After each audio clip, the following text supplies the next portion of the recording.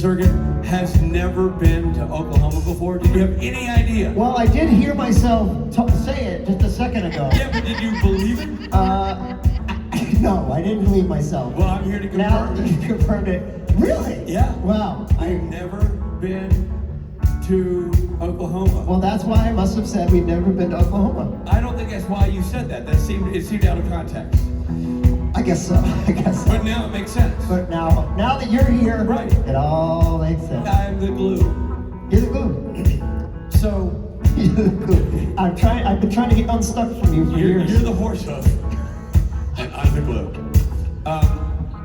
This is, and by the way, little piece of trivia, boys, you may not know this.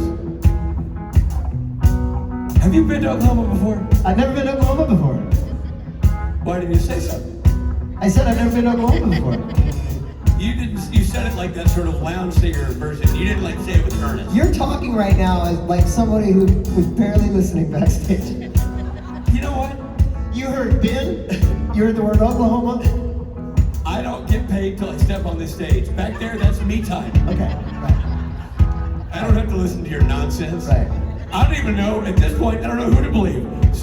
Somebody on stage said you hadn't been to Oklahoma, now you're saying you haven't been to Oklahoma. I don't know what even to think. It's confusing, it's confusing. So what's the answer? Have you or have you not? Previous to this day, yesterday. Have I not or have I not? Right, have you or haven't you? Have you not or haven't you? Right. Been to Oklahoma? Rob, the people deserve an answer. I've never been to Oklahoma, Richard. Dude, that is, if you're gonna say it like you're making shit up, then no one's gonna buy it.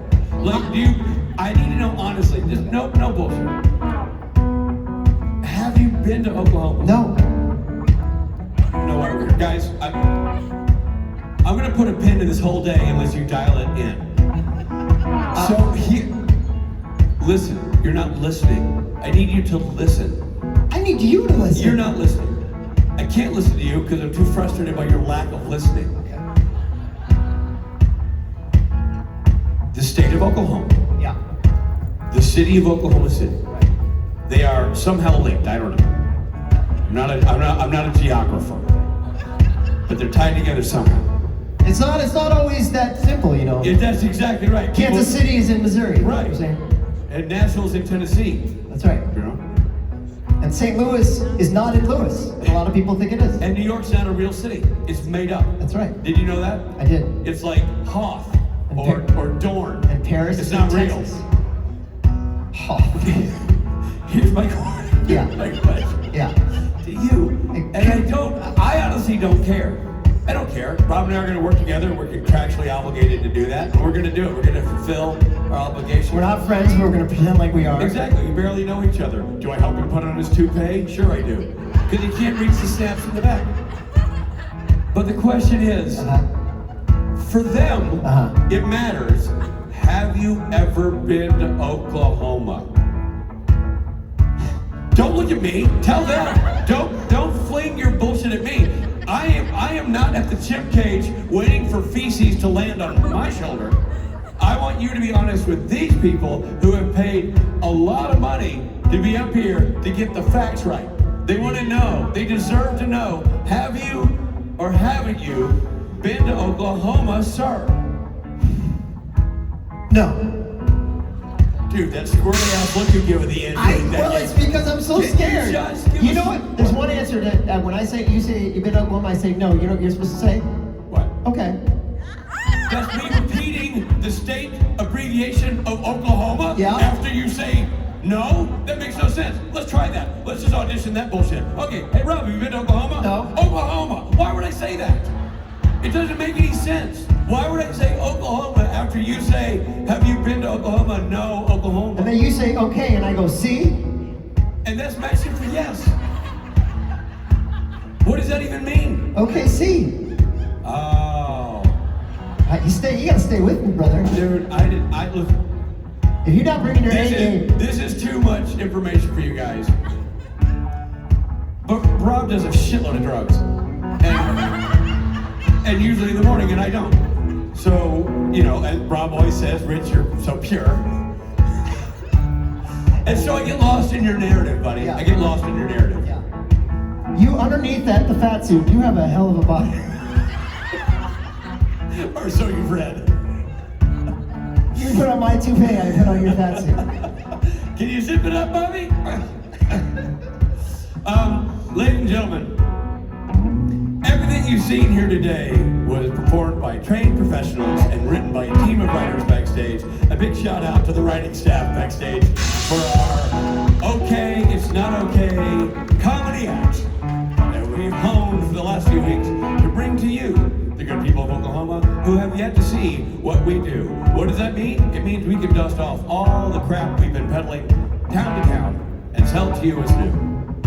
That's the kind of performers we are. For example, when I pretend to like the band, I would do something like this. Hey, let's give it up for the guy in the drums. It's Stephen Norton, everybody. And then, because my contract says I have to do so, I would introduce the bass player. So here goes. And you know him, you love him, Robot Mike Borja. Ha ha ha ha, Mike. Nailed it as usual. And on the guitar,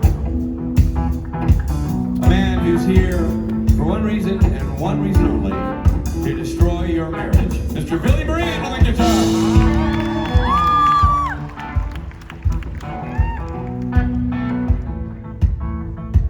And fronting this band, an apparition, a person who may or may not have been here before. Guess we'll never know. But he's clearly on his way to Hawaii. Ladies and gentlemen, that man right there, that's Rob Benedict.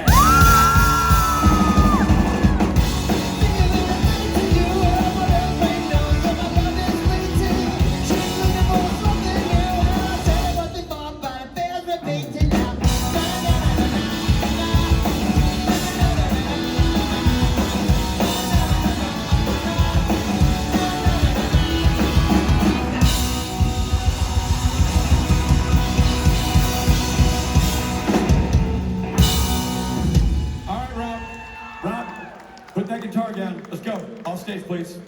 Tick-tock, buddy. Trying to keep a schedule. I'm not speaking to you.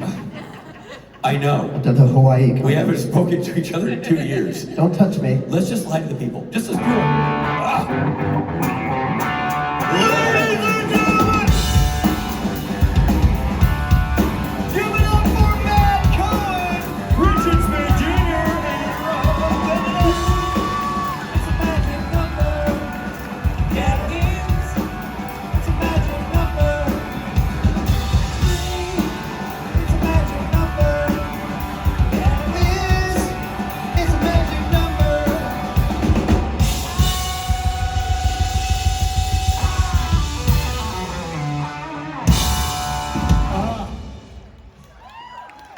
Thank you, fellas. Don't call out the elephant in the room, and that is, I can't jump off this fucking chair anymore because I'll break a hip. That's good. That's okay. It's okay. We've been waiting for you to arrive at this moment.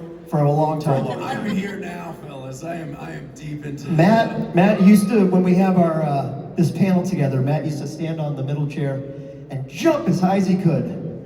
And it was a scary moment for everybody. We all almost lost Matt Cohen. We're doing it for years. Yeah. Years. When was the last time you picked up your baby? When's the last time you jumped off the chair? You never know when they're going to stop jumping off chairs. Right? I would have to be like the end of 23 or early 24 at the most recent. No, it was I feel like a while. more recent than that. Was it? Yeah, I think Last you did time we did one of recently. these, you did, didn't you? When? I can't remember last time we did this. I don't remember either. I don't know. I was going to say, this is a rare treat. We don't do this panel unless you do more. I'm not even supposed to be here right now. What? No. Brittany called and she said, hey, you're going to do a panel with Rob and Rich, like old times. And I thought, I'm thrilled to do that. And I said, why are you giving me this opportunity? She goes, so you can tell everybody to come meet me in the vendor's room so I can rock your world with selfies and tell you about all the independent productions I have going on, starring these guys, helped out by these guys, produced basically by these guys, featuring much of the actors that you love from Supernatural. So come see me in the vendor's room and I'll tell you all about it. That's why they let me come up here with you. Brittany said all that. Yeah. Wow. She's never said that. Real chatterbox. She is. She's not even here. I gotta say, I want to point out one thing. I know, I believe you took the stage yesterday. I was doing a little bass work, but I never really took in the crowd. And I'm looking around at this Oklahoma crowd, which is you know, obviously incredibly sexy. But I'm not sure that the people in that section way over there, or that section way over there, can officially say they've been to a supernatural convention. I thought they've been next to a supernatural convention. Well, they see the screen. Yeah, but it's really bent around, really far away. Yeah. When they like, you know, these people on Sunday, they're going to be able to see the Velcro tearaway pant line that Jared and Jensen have. Yeah. So they always wear like flashy warm-ups and maybe somewhere they'll go kerflaff when they get into the big dance number, the crescendo, as it were. Yeah. And then you can see their flaps. This is our last show, everybody. They're going to take this right to HQ and over to HR, and we'll be 86th. That floor looks slippy. I'm just thinking ahead at Saturday. We'll go give the old Rob Benedict slideroo and see how it goes. That's okay. Well, it's a little bit. Is it grippy or is it slippy? It's a little. Hold on, come here, slippy. Rob. Come here. But it might be slippy and you might have on grippy shoes. My shoes aren't that grippy. Guys, it's just me up here now doing a panel I wasn't supposed to be doing. Where are we going? I do. We're going. This is somebody ponied up for this. I want to tell you that if you're sitting here, Oh, yeah. you're at Big City Barbecue Con. Yeah. You're over here doing this. Oh, I can't wait for the sausages to come out. There's actually an Eric Kripke sandwich. Did you guys notice? There's an Eric Kripke There's a sandwich? There's an Eric Kripke sandwich at the big barbecue place over there, Big City Barbecue. I should know. I'm at Barbecue Con right now. Okay.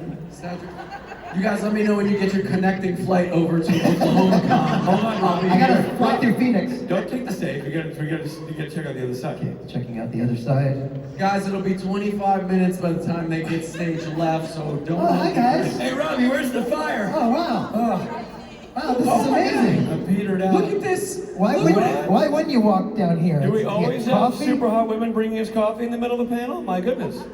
Hi What is guys. it, my birthday? Guys, this Thank you. is turned Hi, guys. into a Hi. logistic nightmare of a Hi. panel, so now. Hi, I like it. I like But it. go to the seat. You like it there. Go to the actual seat, the Benedict seat, we call it. I don't mind it. I get right here. Look over there. I get barbecue. Here I get pictures of what none of us look like anymore. So this is outdated photocon. Yeah, it's outdated photocard. Look at young Richie Spade Jr. Look at Jake Abel's chest toupee. I know. It's amazing. That's something. Yeah. You know, I look like an apparition. I look like I'm appearing to somebody in a dream. Yeah. You look like you died about 50 years ago. I do. I do. Yeah, man. So these are okay. Yeah. Hey, listen. When these people get here, don't tell them I said anything. I don't want to get an angry letter from the people in. Hey fellas, I'm gonna send you an Uber to get back to the stage here. In Please. 1F or whatever zone These this is. people paid good money not to see me today, but to see you two. That's a lie, But you if know you it. are looking for me, I will be in the vendors. The vendors booth, right. I can tell you. So Yeah, you're Brittany's winning. really making you work hard. Well, it really is a thrill to be here, and I just can't even believe. I gotta ask my mom to see if she ever drove me through Oklahoma, but I just don't even think I've been to this state before. and it's Well, just- why didn't you say so? But But you went to school right next door almost, right? well, I went to school in Chicago. That's Not that. That's not next door. But I grew up in Columbia, I'm not Missouri. great with maps. I grew up in Missouri, and that's not that far. That's what I meant. Yeah. That's what I was saying. Yeah. Missouri. Yeah. Missouri. Missouri. Yeah. Why are you laughing and pointing at him? I'm still not good with Oh yeah, there you go. Even when they're Okay, right Like there. so that star right there is where we are. That star up there is where I went to school. Right. But- in some people. But the state I grew up in touches the state we're in. Right, that's what I'm saying. Missouri. That's why. Missouri. And where's Columbia here? Right in the middle? Like Illinois. I know how to speak. Yeah. And then Maps from way down there. Rich is from In here. America's dong. No, it's not America's dong. You're wrong. California's America's dong. That's America's hemorrhoid, and you know it. Oh, I had no idea I lived in the dong. Not all of us went to medical school. And this is where you're from. Right there, Nashville, Tennessee. Take it from a real doctor, fellas. We're all that's right. Well, hey, do we have any questions? No? I All right. do, for Okay. you. Oh, yeah, over there we do. No, hold on. I have a question for you. Oh, no. No, I've never been to Oklahoma. Okay, they're ready. Okay. Go ahead. By the way, whatever you ask, we're going to answer for the next half hour. So, Make it meaningful. Okay, me and my best friend in geometry class binged all of Kings and Con front to back instead of doing any work. Smart. And exactly, smartest.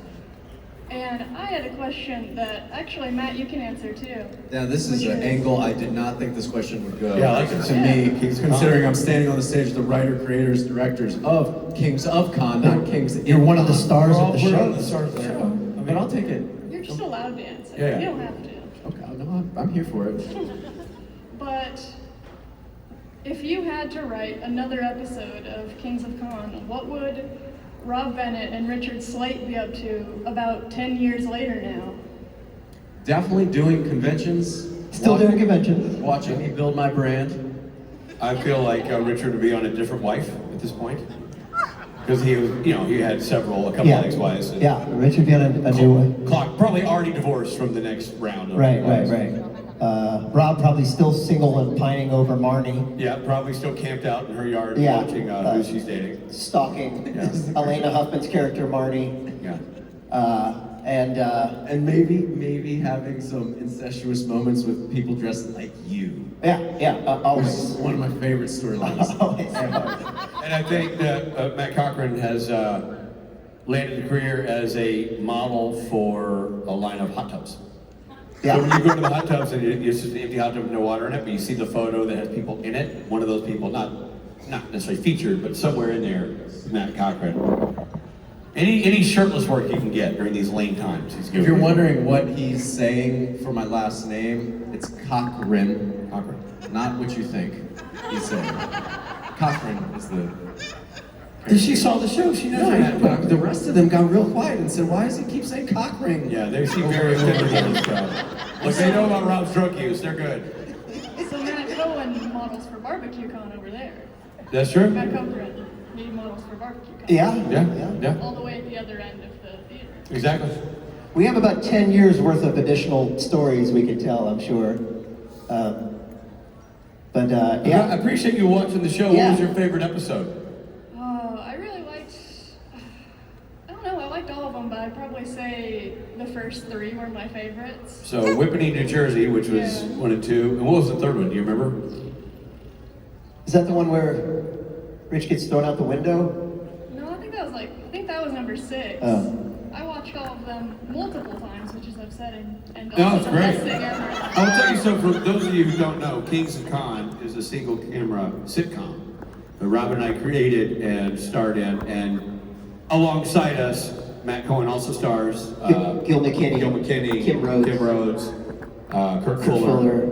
Then we get Michael Cutlitz, we get Ike Barinholtz, Sebastian Roche. Rick Gomez, Ron Livingston, great cast. And it's available on Amazon Prime. If you've never seen it, check out Kings of Con on Amazon Prime. That's Kings of Con on Amazon Prime. They're all kind of based on real stories that have happened, but then we kind of turn it into the cartoon version a little bit. We fictionalized the truth, as it were. Yeah. But thank you for watching. Yeah, thanks for watching. Of course, I'm glad I could help you promote it to all these people. Yeah, The best- always. The best sitcom. Thank you so much. Appreciate that. All right, over here, it looks like we might have somebody either stretching their legs or there for a question. Hi, I'm Mariah. I wondered if you could give a beard rating to Oklahoma City. Oh, man. Easy. Beard rating? Easy. A beard rating, I'm gonna give it the Waylon Jennings, sticking to the country music theme so far. Or, you know what, quite frankly, I'll take that back. I did a little tour of Oklahoma on Thursday with some of you fine folks, and I did not know what to expect. I had been to Oklahoma once before, but I was about 7, and I was with my dad on one of his business trips. So I have been so impressed by your town. It's awesome. I went to Bricktown, which is like this hip sort of reclaimed area where I love when towns take neighborhoods, keep the architecture, but inject new life into the stores and neighborhoods, and it just seems really cool. I don't know if that's a controversial neighborhood or whatever, but to me, I love it when architecture stays the same, so you can get a feel for what the town was like 30, 40, 50, 60 years ago, but so you've got the original structure. Nashville does that sometimes. Sometimes Nashville knocks down those buildings. I don't like that. I like when you keep them, and bring new energy to those areas. That was awesome, and this is not, obviously, I say this knowing that this is not meant to be something that's fun to see, but I was really moved by the Oklahoma City bombing monument. That was a awful time in this country's history. First time I'd ever heard the phrase domestic terrorism in my life. And just, how do you honor that while not taking weight out of the importance of the event? Whoever came up with the design of that was able to do both. It is architecturally beautiful, it is stunning, and it is moving. If you're not moved by those chairs in the yard, especially the small ones, something wrong with you. It's beautifully done. And so well done, Oklahoma, to not let that go unnoticed. And for you guys, it's 10 minutes from our hotel. It's a 10-minute walk. It's worth going. It's beautifully done. And what was interesting is how we had such a weird, America had such a weird period there for about 5 years running that 9/11 became the topic of conversation shortly thereafter. In the grand scheme of time, 5 years is nothing. 6 years, and so it was nice to go back and see, to remember those involved in this. This was massive, it was significant. I do think it was, the way they have the 901 and the 903, definitely 903 was a different America than 901. And I think it was important. Yesterday being D-Day, which I talked to you guys about, it's important to remember these moments.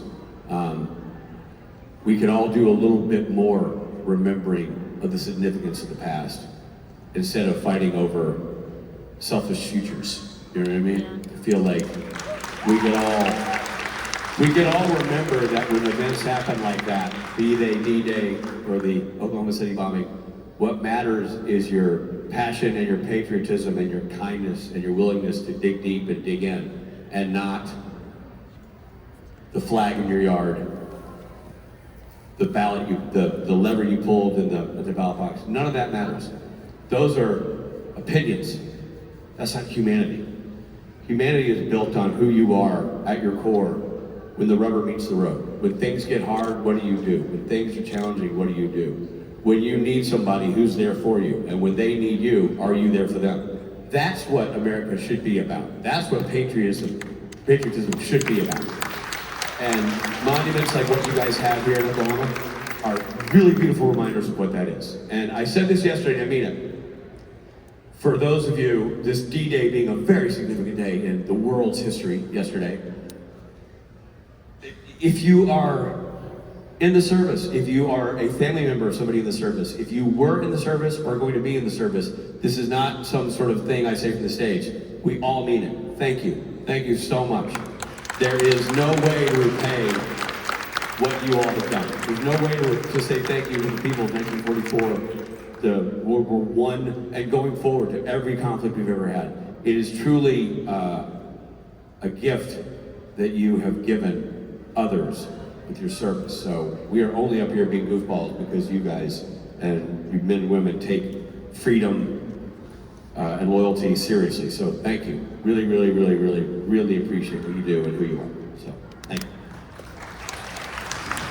And Rob, you haven't gotten to see much of Oklahoma, right? So I'm kind of the one ambassador here. You haven't seen. Yeah, I was going to attempt to answer the question. I'll give it the Chris Stapleton, which is normally. Yeah, that's what I meant to give it. Richard's the beard, but the reason I'm going to say Chris Stapleton is because I've only seen what my driver showed me last night, and he gave me a little tour of the downtown area, and it looks amazing. I only know 3 Chris Stapleton songs, but I love them.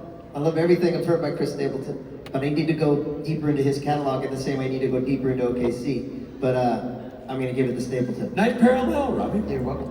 Matthew, what you think? I know nothing about OKC other than what you just said. I do know, however, one of the greatest beards ever alive is on the man Tim Amundsen. So I'll give you guys that. How about that? You're a Tim Amundsen beard. You lucky SOBs. And to those of you not knowing what we're referencing, Richard and I do a podcast, a rewatch podcast of the show Supernatural. And what's it called? It's called Supernatural Then and Now. Huh? And we're watching the show front to back for the first time. Yeah. And we're interviewing people that worked on the show each episode as we go. But it's a bummer because we haven't gotten people like Jared or Jensen or Misha or Kripke. We've actually gotten Jared, Jensen, Kripke, all of them, several times. Oh. I don't listen to our podcast, sorry. We actually just interviewed Jared. That's going to be coming out soon. Anyway, it's a great, fun podcast, especially if you like the show Supernatural. So, which I'm assuming you do if you're here. Where are we in the arc of the? We are in the show? middle of season 7 right now, but you can catch up. You know, it's free wherever you get your podcast, and every episode we give a beard rating, which is why she was asking the beard rating question. How many of you listen to Supernatural then and now? Oh, sweet. Good. Tell your friends. It's a great companion piece to the show. We're proud of the show. All right, over there. Hi, gentlemen. Rob, welcome to Oklahoma. Thank you. Glad you survived the storms last night. Yeah, right? I wanted to ask, I know you and Rich have directorial experience. I know, Rich, you've directed episodes of Supernatural. What would be your dream plot line for an episode of Supernatural? Credits to my friend that couldn't be here today. Well, I'm going to allow this to Robbie. I'd open, fade in. You got me. I do a crane shot. Okay. Are you going to do it like a dancer? I'm like on a, yeah, I'm doing it like this, and I'm on like the lens is like a 33, 35, 37. Yeah. And then we're gonna push in. Okay. No, I've actually never directed, that's why they're laughing. But Matt and Richard are both directors, and so I'll lobby it back to you. Well, let me tell you something about writing music and playing the guitar here. I'll sit I take the alone. 7th string of the guitar. That's right. And I'm going to discuss what it's like to spend quality time with Ruth. So, in our private moments, the dream, I don't know. I'll tell you what, this will be I don't know what the story would be going forward, but if I could direct anything Supernatural, I'd go back and stop killing myself. Stop dying. I don't really remember the question, but if I could go back, I'd make it so that Rich could direct me in more stuff. Because he directed 2 episodes I was in, but I was in 1 scene in both those episodes. Do you remember the episode where you pulled a prank on me? We were in a casino, and there's this shot where the woman brings you a drink, and she walks through the whole thing, and at the end of the take, I smelled the glass, and you had actually used real booze in the scene. Rich is a liar. He lies. Don't believe a word he says. Well, Because what happened was he was directing, what? and I'm a professional actor. I would never drink on set, but he slipped actual whiskey into my prop drink, in the middle of the episode, so. And by the way, if HR is listening, that's a lie. But if they're not listening, I totally did. We had done it. We had done the scene. We'd already got the take. We were ready to move on. And I told Rob in props, I'm like, "Do you have anything really gross in the prop room that would be jarring to Rob's system?" She's like, "Sure do." I'm like, "Great, put that in the glass." And I remember my direction. Like, "Now, Robbie, really give it a go. Really go for it." Somewhere there's a clip of that. All right. Thank you for your question. Matt never really answered. Oh, Matt, what would you do? I would just do the same thing. If I could do any directing on Supernatural, I would love to work with these guys or act with these guys. Or there's so much that we've developed as friends outside of working with each other. I want to work with each other. So yeah, we worked with each other in capacities outside of Supernatural, Kings of Con, X's, but I've never worked with you on, or in your short film, but I've never directed you on Supernatural. I've never really I directed. would have loved to do a Kings of God, Con. Gabe, Michael, some moment scene together. Sure, yeah. Where it's God and you're dealing with him and I Yeah. or whatever doing. They could have, like we are your sons. They could have. I know. Thank you. Thank you guys. Those folks. Thank you. Over here. All right, my question is mostly for Rob, but I would love to hear y'all's input as well. On Medicated, your first verse, I just need an explanation. It says, pavement can caress the treads of my distress. Grip onto the cow that is my seat and speed the plow. What are you saying? I'm on a bus. Bugging me? I'm on a bus. Or here? Right, so I'm on a bus. Okay. Right. The treads of my distress. I'm in a depressed mood. I'm on a bus. The treads of the tires are the treads of my distress. The pavement is the road we're traveling on. The seat of the bus is made of leather. That's the cow. It's just kind of, at first I was just like, what Yeah. is he saying? Yeah, they're metaphors. The seat is made of leather, so that's the cow. Grip onto the cow that is my seat and speed the plow. Just that's the metaphor for like like I'm out in the field that, you know, we're traveling next to these fields and you know, I'm like, you know, out there working the fields is where my brain is going, but the seat is the cow, is the leather on the seat. Can I ask a question about that? I always thought the Speed the Plow was because you're an actor and it's the play. No. I'm dead serious. I thought you were making some sort of like correlation between using the plays, right? Yeah, no. It's more, yeah, no. But you know what I'm talking about. Yeah. There's a play called Speed the Plow, David Mamet. Right.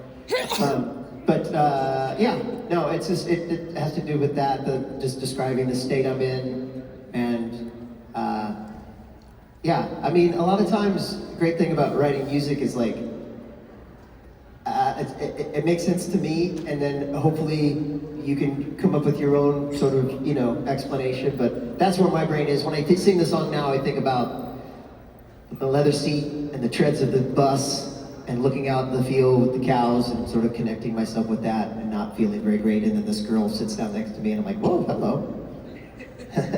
I just imagined you on a tractor on a farm. That's the whole great. Time. Yeah. And I'm like, what? I thought he was on a bus. Right, I mean. That would make sense. What did you imagine he was wearing on that tractor? We're not gonna go there. Yeah. I'm inside your mind right now, and you're sick. In a good way. I was also gonna say, what's so cool about... I can't help it. Sorry, I'm just gonna talk over you real quick. What's so cool about hearing you explain it to her is great art, you get what you need from it, kind of. Whether it's like a movie or a song, like you get your piece. And so hearing you, and I asked you like a couple weeks ago a question about a song, about Guilty One. And it was the same thing. I got something from it. It's nice to hear what you get from it, and then she gets a thing from it. You're getting a different thing from it. Yeah. Art gives you what you need if it's good art. Right. It's awesome. Yeah, and certainly, I mean, lyrics that I come up with are all based on my experience. So if Speed the Plow is in my head because I know the play, sure, you know. But in that moment, it was more the cow that is my seat. It's kind of cool. I mean, to your point, music is so interpretive, right? Like, so you tell your story, you write your poem, you put music to it. How many times have I listened to a song that I love, and then when I read the lyrics, I'm like, oh, I had no idea. That's what they're saying, yeah. Or if you hear, I almost hate to describe what I was thinking because like it takes away the magic of whatever it is for you because like I've heard songwriters describe what the song is about and it's always like, oh, I thought it was about something, you know what I mean? For me, it's about my experience in high school or whatever. Like Bob Dylan famously in the 60s, people were like, is Hard Rain's Gonna Fall is obviously about acid rain. Because that was the fear at that time. And he's like, no man, it's gonna rain. Hard rain's gonna fall, it's just about rain. But people thought it was this big political statement about acid rain. And that's like, hilarious. oh, man. Yeah. Thank you. Over here. Hello. Hi. Sorry if I just stopped talking in the middle of a sentence. I'm very nervous. If you could go back and expand upon a scene that you played as Gabriel, Chuck, or Michael, or John in Matt's case, what would it be and why? I'll answer that. I'll start. I wouldn't expand on a scene, but I would change one scene. And it's not about not dying. Of course, I would like to not die. But I never understood why in the last season, the last time Gabriel dies, is he said, I'm going to go down and fight Michael, who was played by Christian Keys at that point. I'm going to go fight with him so you guys can jump through the portal. So when I start fighting him, I'm buying you time. Go through the portal. And those dudes just stood there and watched me fight and die. Yes, I would change that too. And I was like, no, dude, you should have gone through the portal. Do what I said. And that way, I think it would have been a cooler story, not to keep me alive per se, but to not know what happened to me. Yeah. But just if you see the fight and then you just see the doors close as maybe I'm about to die, but you don't, it would have been an interesting drama point to leave that point hanging and to have them do, it never made sense to me in the story that they would know that I'm putting my life on the line so they can get through out of the alternate universe and they don't do it. They just stand there. That seems silly. So that's what I would change. Others, anything? I would change, I would tell the story of this aged John in 1978 to 1983 when he just has, young Dean before he has young Sam, and he's dealing with the darkness of PTSD coming back from war. And I would like to tell that story currently on a cable streamer or a non-cable place where I can curse and tell this story the way it's meant to be told. Listen, there's one John story left in us, and listen, it should be mine. You heard it here. Well, gosh, I mean, there was an episode that was pitched to Rich and I in the last season. It was gonna be an episode that Rich directed where Chuck God comes back and he takes the boys to all these different universes that he's destroying. Oh man, this would have been so cool. And one of those universes was gonna be Riverdale. Riverdale, so it was a crossover with the show Riverdale. So we're gonna go into the Riverdale universe. We're going to all these other different universes. And he's not making that up, that's real. We talked to the Riverdale people, they were trying to sort it out, trying to do a crossover. And Rich and I got really excited at the idea. We were at Comic-Con and they pitched this idea to us, and we were really excited about that idea of working together and to be a Chuck heavy episode, and Rich was directing. It was like a dream. And then also, my kids at the time were watching Riverdale, so I was like, oh, they're actually gonna see me in something. And then they scrapped it, and it became the episode where everything was on the TVs. Yeah. And it's that episode. So I would have loved to have seen what that was gonna be and expand on the universes that Chuck kept mentioning. And I think there was something in that whole, the idea that there were all these different Sams and Deans. It would have been cool to see some of them. I love the scene that we did. It was great. The scene that we did was awesome. It would have been cool to do something else. To do more. To really physically go to the Yeah, world. expand on it, I guess. That would have been the streamer version. Did you fellas see Deadpool Wolverine? Yeah. The part of the movie where all the Deadpools come? exactly. How great would that episode of Supernatural be, right? Exactly. A tiny, straight-legged Dean. Yeah. You know what I'm saying? Little Sam and Dean. He's got no lips. He's in here. Short-haired Jared. A cartoon version. Of Robin Richards just brooding over those boys like, what's up, Dean? Yeah. That would have been cool. The multiverse. Thank you for the question. Thank you very much. Hi, this is for Richard. When you did Driven, were you thinking of Supernatural? No. No, I was thinking of Driven. Are you asking that because they had references to demons or whatever? Yeah. Yeah, I didn't write that. I didn't. So maybe it's possible that they, in writing the story, were inspired by some things involving this show. But no, it was a different character, different story. So there's, the correlation of the fact that there's otherworldly entities at play makes it a logical connection to draw, but it wasn't while I was doing it something I was thinking about. Thank you. Yeah. So, disclaimer, I do not know anything about how filming goes. I'm not going to pretend that I do either. But did you know what your characters were going to be from the very beginning to the end, or was it a progressional thing? That's a legitimately fair question. And I can tell you, I had no idea. I was hired to do one episode. I wasn't hired to do multiple episodes. I was not told this might recur. I was like, sometimes if they know that, they'll say, this role might recur. That was not how it was presented to me. I went and did my one episode, and that was it. Yeah, and all of us are the same. All of us are, for me too, I didn't know he was God. It was just the Prophet Chuck, one episode. You always hope that maybe you'll get another episode, but, most of the time it doesn't happen. Well, you tell them about the script when you first read the script and you get to the end. Which one? The first time it says to be... Oh yeah, it says to be continued at the end of the script. And I said to Misha on set, I was like, oh, so I guess I'm coming back. He's like, no, they all say to be continued. I was like, Which is really a mind screw by the writing staff. Yeah. Because anybody would think, without knowing that, you'd think, To be continued. Even when Okay. you watch an episode and it gets to be continued, you're like, oh, these guest stars are coming back next episode. Yeah. So it was a real thrill for all three of us that not only did the character come back, but we're sitting here talking to you right now in 2025. So yeah, no, it was, and we really, the actors are kind of the last to know. The guest stars are the last to know. 100%. I didn't know I was God until the end of season 5, but when I'm reading the script on the flight up to Vancouver, and I was like, what? Why did I disappear? Why am I wearing white? What's happening? I'll even go as far as to say when I was directing, so I was much more involved in the behind the scenes of it all. I still didn't know they were going to bring my character back until they brought my character back. They just didn't release that kind of information to the performers until they were certain, because they didn't want to tell you something and then have it not work out. So we kind of read the script like you were watching the show. Like I had the same reaction. Like in season 14, when I show up at the end of season 14, I'm bad all of a sudden. I'm like, why am I being such an asshole? What's happening? No one called me like, so here's the deal. You know, You're an asshole. You're an asshole. I mean, I called and told you that, but Well, it you had did, nothing to do but with nothing it. to do with the script, yeah. You're right there, sir. Is the mic not on? Yes, so with the trickster, we've seen that he's come back from death before. At the end of the show, we've seen God just become Chuck and powerless. So is it possible that we could possibly see a spin-off where we could see the trickster messing with Chuck in the future? Yes. You work for the network, sir. Let's start with that. What kind of say do you have?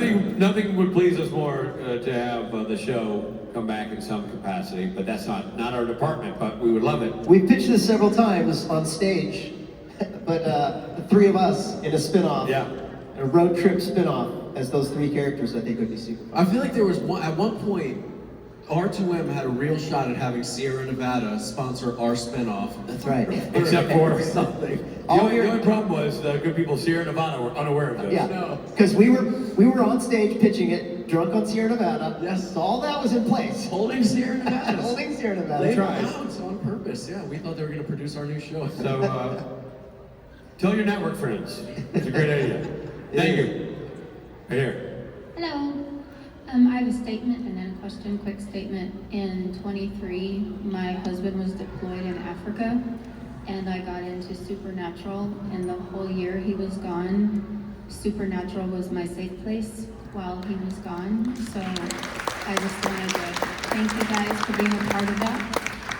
And then, Rob, how was the conversation with Ruth when you told her, so tomorrow when the boys are going to film me and I may not have any clothes on?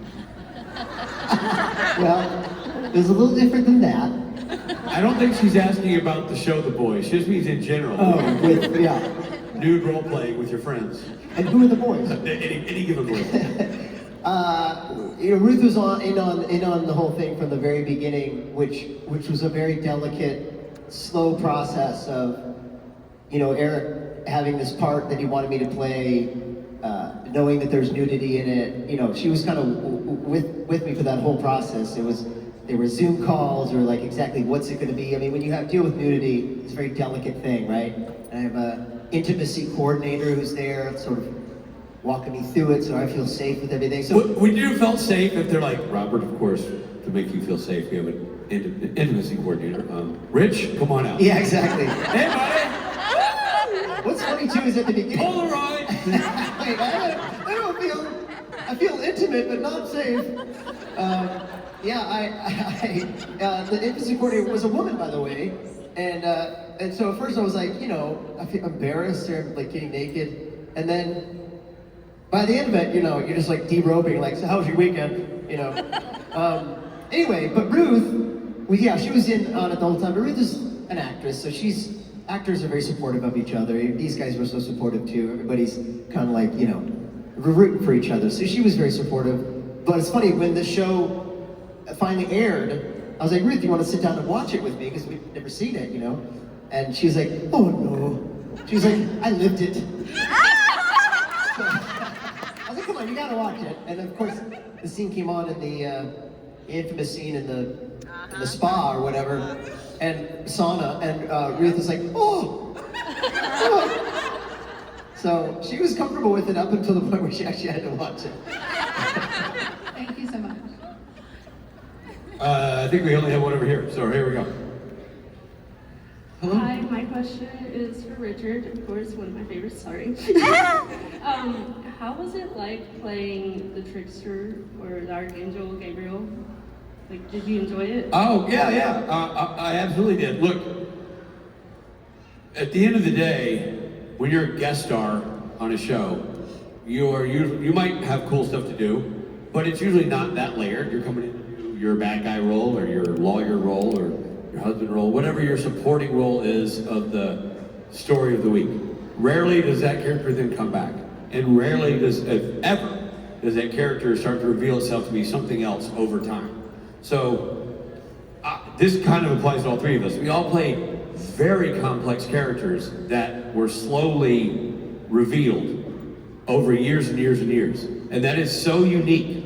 So there won't be another guest star role, I don't think, that I'll ever get where I get to be funny, angry, sad, whimsical, morose. Like, you know, you hit all these different acting notes in the journey of the character. A deep backstory told, like, it's insane. So no, it's like, I loved it for all the things you see on film because it was unique and challenging in every aspect. I love it for the things you don't see on film because it enabled me to build a network of people that I know and trust and work my way into directing. And I love it for what you see right here, that I was able to make friends with people on the satellite revenue stream that is the convention circuit, that at once was a job and is now a great hang. So I feel very blessed to have had that role because it has affected my journey in so many ways and all of them possible. Thank you.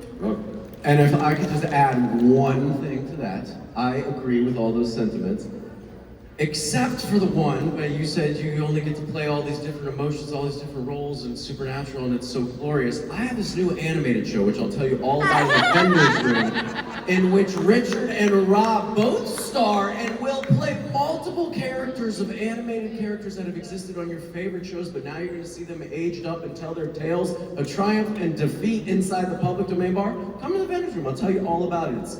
They're thrilled to be part of it. There's so much so that I have to do the thrilling for you guys, but they feel it internally and they're all worked up. And Rob, I have to just throw this out there. It's the first time it's ever been talked about ever. Rob has just written an original song for public domain that is your new favorite song, I promise. All right? Come to the Vendors Room. I'm gonna tell you all about it in 2 minutes. Where can they find you? We're gonna find in the Vendors Room. Oh, the Vendors Room. Okay. Just a few steps away behind that curtain. I will say we're auditorium adjacent over there in the Vendors Room. All right, let's go to this young lady over here. Hi, I'm Cindy.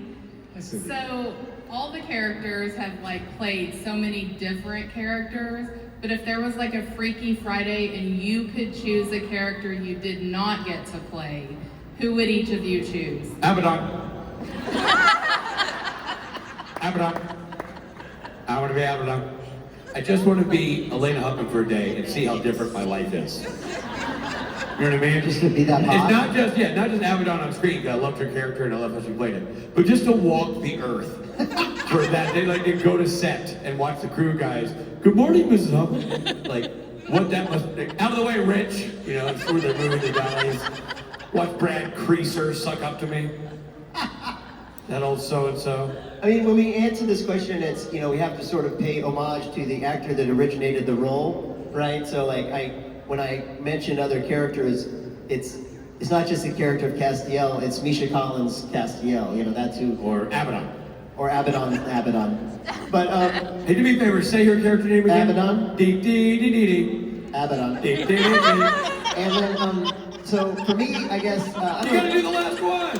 Abaddon.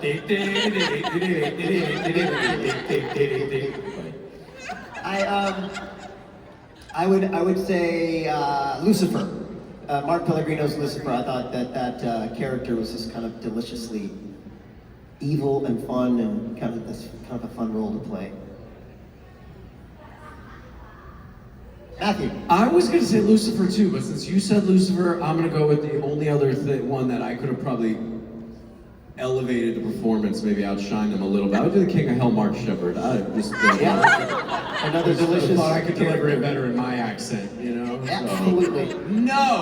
No, I'm not doing that. That's King of Hell would be different. Let's take a last question before you have to sign off here. Yes, sir. Hey guys. So my favorite episode is the one where God and Metatron are sitting in the bar. Oh, cool. And it ends with the song Croto, and you reveal yourself as God. Yeah. So did you talk with the writers and want to do that? Did the writers just come to you and say, hey, you're singing a song in this episode? Yeah. What was the kind of because the music is used sporadically, but it's always a very big influencing part of the Moment, show. yeah. So I'm just kind of curious the motivation. Yeah, that's cool, man. That was probably my favorite episode, just because it was so unique, special that way. Robbie Thompson wrote that episode, and I was friendly with him, and he called me and was like, hey, I want you to sing at the end of this episode. How would you feel about that? I said, that'd be great. And then he chose that song, Fare Thee Well, because it was, one of the reasons is it's more than 100 years old, so it's free to use. To Matt's public domain thing, it's like when a character or a song is more than 100 years old, it's free. So, but the way that it worked out, it was the perfect song for that moment. And so no, I just kind of, he asked if my permission, and then I was like, yeah, and I was in. And the way they shot it was all in one shot, and it really felt special on the day when we did it. And the way they edited it together, it was like it captured that special moment. So it really felt gratifying, to be a part of it that way. Thank you. Thanks, buddy. That was awesome. Thank you so much for being a part of our panel. That's Matt Cohen. Thank you, everybody. I'll see you in the vendor's room. And now let me tell you something. There's no better way to end this panel than to start with this next panel. Let's